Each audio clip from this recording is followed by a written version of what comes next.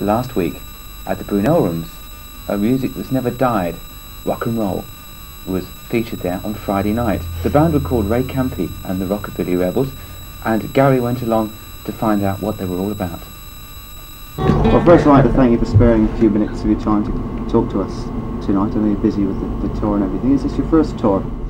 No, Gary, this is the second time we've been here to England, and we came about a year and a half ago during the Christmas holidays and did about 15 days of playing around.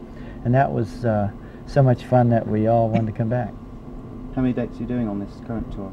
I think we're doing, 15. what, 15 or 16? 15. Something like that? Yes. 15. It's Same. pretty Maybe heavy, more. Pretty heavy time for you, really, I suppose. Well, we've had a couple of days off. It's been kind of light so far, but we're going to have about 8, days in a row without a day off. So it's fun, though. We don't really think about it in public. The tour dates. I see you're doing a couple of dates with George Thorogood.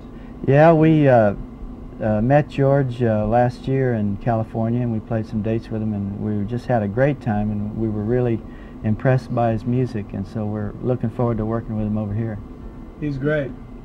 You'll love him. He's a terrific entertainer. He's one of the really best. great. Listen to his albums, right? Really, really does. His album I hear is like about number 80 in the States. 60? Yeah, with the bullet. Oh, I'm sorry about that, George.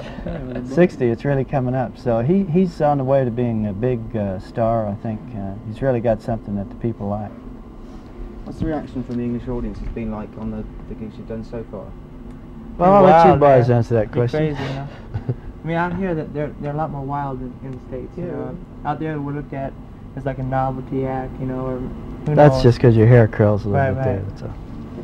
But out here they just go nuts. We get mostly Teds and rockers and. I think there's a big following for rock and roll in this country, and there's not many of the major artists come over to tour, Well, I would say that these are the most responsive and appreciative audiences that we've ever played for. We just did the Yarmouth Festival, and we had about 2,500 people there, and that was quite a real scene, to see so many people appreciating, even the ones in the back, appreciating what you do. So it's very gratifying to all, especially to me, because I've been waiting to find these people for a while.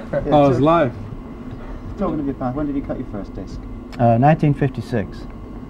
And what was that? It was a song called Caterpillar, and it was on a small label in San Antonio, Texas, called TNT Records. And the current band, how long have they actually been together as such? Well, I'd say about 3.5 to 4 years I've known Colin a little longer, and than that, and Jerry, but the band as it is about 3.5 years old, with Steve and Kevin. What about yourself? I mean, what have you done over the years from 56 to... Just a little of everything to survive. But this is really my real first shot at, the music business with a band this good, and people, that plays the kind of music that I've always wanted to play. Over the years, you have to play so many different types of music to survive, I see that Radar Records have signed Rolling Rock now for distribution. Yes, they have. So, presumably that means your records will be available in every record shop. Yeah, our first album is coming out next week, and it's, of course, on Radar, and it's distributed by Warner Brothers. Warner Brothers. Today, as a matter of fact. Today's the day. Today's the day? Yeah. It's Celebrate. tonight. Here, have one on me. And I really appreciate, I know the guys do, but they really haven't waited as long as I have, because this is the first real national, test of our music and bringing it out to the public, where it's available in just about all the record shops in England.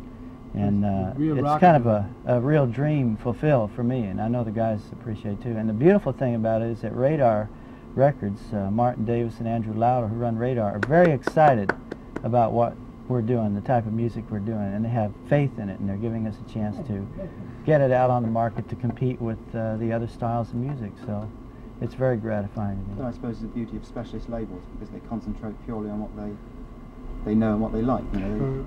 Well, you see, there's always been in the States, especially the thinking of the big record companies, that ethnic type music like hillbilly or bluegrass or blues or the real down-to-earth stuff will not appeal to the public.